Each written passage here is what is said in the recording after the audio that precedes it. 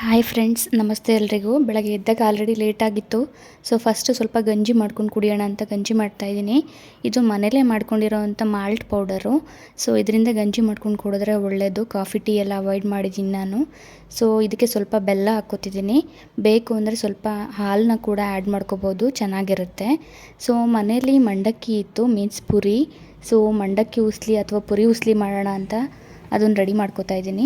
So ನಿಮ್ಮ ಮನೇಲಿ ಏನಾದರೂ ಜಾಸ್ತಿ ನಿಂಬೆಹಣ್ಣ ನೀವು ತೊಗೊಂಬಂದಿದ್ರೆ ಅದನ್ನು ಈ ಥರ ಒಂದು ಪೇಪರಲ್ಲಿ ಅಥವಾ ಟಿಶ್ಯೂ ಪೇಪರಲ್ಲಿ ಫೋಲ್ಡ್ ಮಾಡಿ ಒಂದು ಏರ್ ಟೈಟ್ ಕಂಟೈನರ್ಗೆ ಹಾಕಿ ಸ್ಟೋರ್ ಮಾಡಿದ್ರೆ ತಿಂಗಳಾನ್ಗಟ್ಟಲೆ ಯೂಸ್ ಮಾಡ್ಬೋದು. ಈ ಟಿಪ್ಸ್ನ ಯೂಸ್ ಮಾಡಿ ಬೇಕಿದ್ರೆ.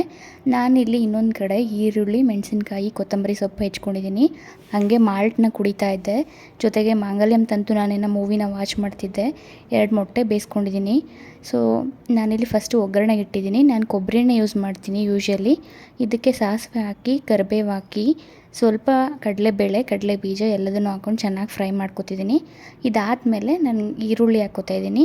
ಈರುಳ್ಳಿ, ಮೆಣಸಿನ್ಕಾಯಿ, ಸ್ವಲ್ಪ ಉಪ್ಪು, ಅದಾದ ನಂತರ ಅರಿಶಿನ ಎಲ್ಲದನ್ನು ಹಾಕ್ಕೊಂಡು ಚೆನ್ನಾಗಿ ಫ್ರೈ ಮಾಡಿಕೊಂಡು ಕೊನೆಗೆ ಕಾಯಿ ತುರಿನ ಆ್ಯಡ್ ಮಾಡ್ಕೊತೀನಿ.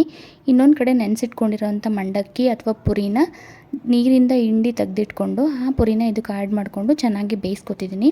ಬೇಕು ಅಂದರೆ ಸ್ವಲ್ಪ ನಿಂಬೆಹಣ್ಣ ಆ್ಯಡ್ ಮಾಡ್ಕೊಳ್ಳಿ, ಚೆನ್ನಾಗಿರುತ್ತೆ ಟೇಸ್ಟು. ಇದೇ ನನ್ನ breakfast. Thank you for watching.